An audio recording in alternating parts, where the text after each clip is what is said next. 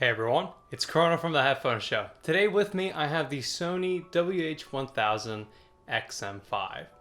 Let's check these out.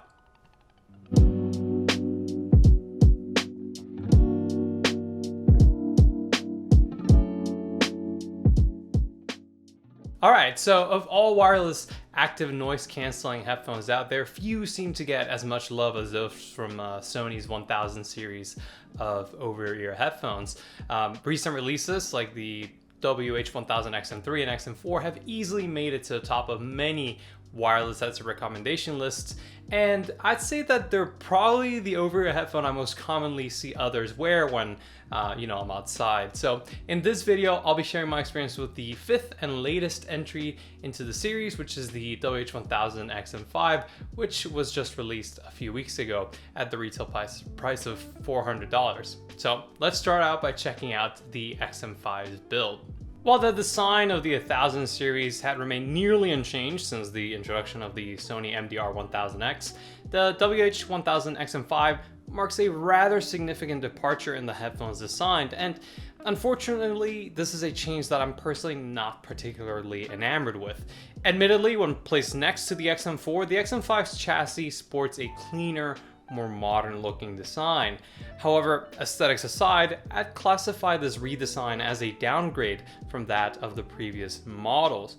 Most noticeably, the new build on the XM5 no longer has collapsible ear cups, which combined with the deeper cup depth makes for a headphone that is bulkier than its predecessor, a change which is reflected in the headphone's carrying case and is also easy to observe when worn as they don't have as low of a profile.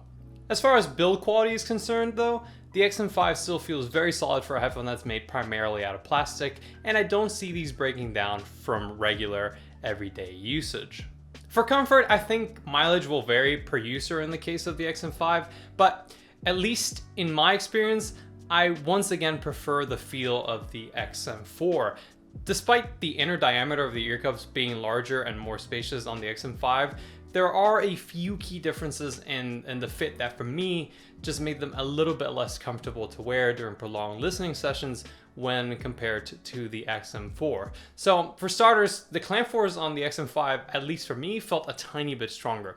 Additionally, I feel as though the new headband design doesn't do as good a job at distributing the headphone's weight evenly. So while the XM5 is a few grams lighter than the XM4, at least on paper, it's actually the XM4 that felt lighter to me when actually wearing them on my head. Lastly, the change that stood out to me the most was the material change for the ear pads. Previously, the XM4 used a very soft protein leather cover for both the ear pads and the headband, while the XM5 is now using this sort of silicone or rubber-like material. And the new material used on the XM5 is still soft, but over time I found the new pads to warm up quite a bit faster and retain more heat than those of the XM4, so it's something that rapidly became bothersome for me. Let's now talk about features though, and as has come to be expected from the 1000 series, the WH-1000XM5 is a feature-packed headphone that allows for a fairly high degree of versatility and user customizability. Of course, as a wireless ANC headphone, the primary feature of the XM5 is that it has Bluetooth support for wireless audio streaming, allowing for simultaneous connectivity with up to 2 devices and featuring LDAC support.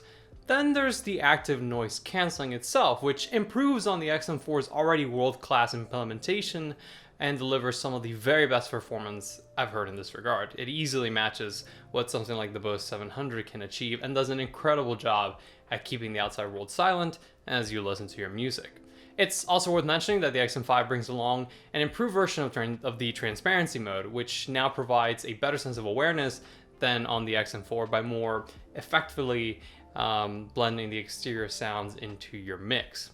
The headphone unit itself also features a lot of the physical commands that you've probably come to expect from a modern ANC headphone. This includes the usual play-pause feature when putting the headphones on and off, touch or gestures on the right ear cup to control audio playback and volume, as well as voice assistant activation. On the rear side of the left ear cup, you also have a power button that doubles up as a pairing button, along with an ANC mode toggle that lets you rotate through the different noise cancelling settings, so off, on, and transparency. Then there's Sony Headphones app support, which allows you to customize things such as the level of exterior noise blending in transparency mode, a speak to chat feature toggle, ANC toggle button configuration, and my personal favorite, EQ settings. As for the included accessories, the XM5 keeps things simple with a low profile carrying case, a 3.5mm to 3.5mm audio cable, and a USB-A to USB-C charging cable. Alright, now that we got all that stuff out of the way, we get to talk about what I think is most important, and that is the XM5's sound. While I may not have been that happy with the design changes on the XM5, I do believe that this is the best sounding entry in this series of headphones yet. Now, for those of you who might have read or watched some of my other reviews, it's really no secret that I didn't like or wasn't a big fan of the XM4 since I found it to be too aggressive in both the bass and treble regions. And I mean, the XM5 still has a colored sound that I definitely wouldn't classify as being natural or neutral sounding, but in my opinion, it's a lot more laid back and warmer sounding and easier to get into than the XM4 was, while also making some noteworthy improvements. So starting with the bass region is still very much boosted with a rather generous bass shelf under 150 Hz that provides a lot of rumble to the mix and really puts a spotlight on the lowest of sub-bass frequencies. But one key difference between the XM5 and the XM4's bass is that unlike the XM4, which had a very, very severe bump at around 120 to 150 Hz, the XM5's bass shelf seems to be a lot more uniform. And therefore, it's quite a bit cleaner sounding without having as much of the overbearing swell that the XM4's bass had.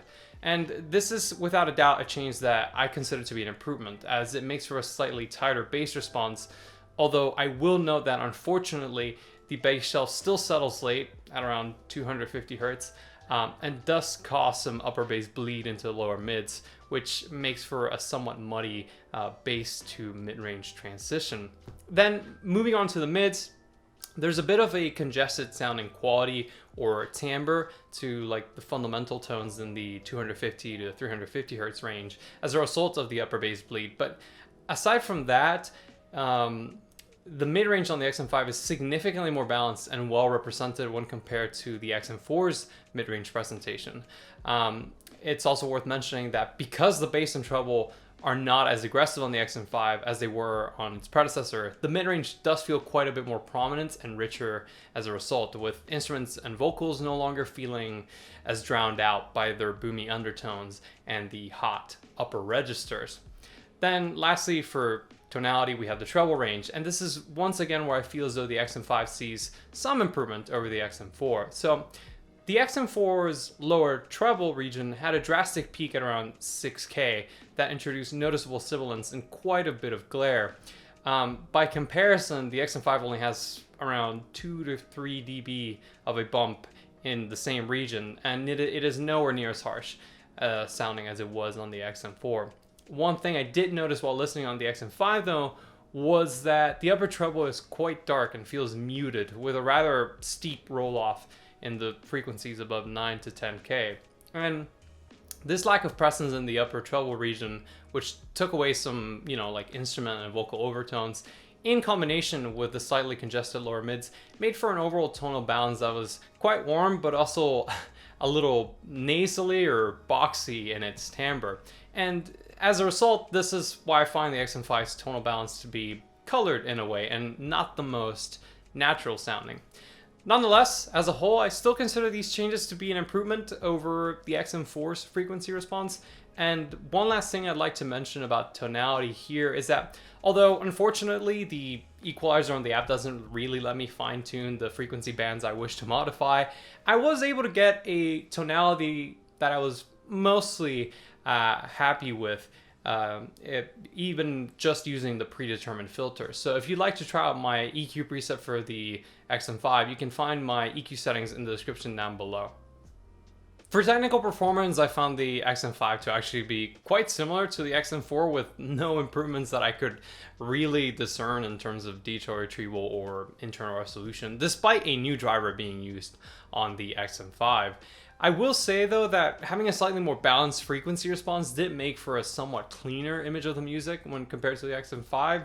Though in this regard, my nod would still go to something like the Sennheiser Momentum 3 or the Apple AirPods Max, as those seem to deliver the most structured presentations I've heard from wireless ANC headphones yet.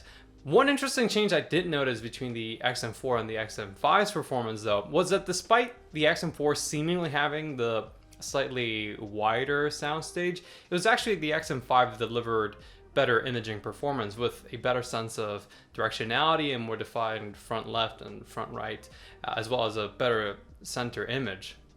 But anyways, now to wrap up this review on the Sony WH-1000XM5, it's one of the most feature-complete headphones I've had the opportunity to listen to, and not only is it packed with features, but those features are well implemented and really easy for the user to navigate through the app. Additionally, even though I personally found the XM4 to be a little bit more comfortable, the XM5 still remains one of the most comfortable ANC headphones that I've tried thus far. You know, it has a reliable build, and it also has a travel-friendly form factor. Still, regardless of those great qualities it possesses, I struggle to find myself recommending the XM5.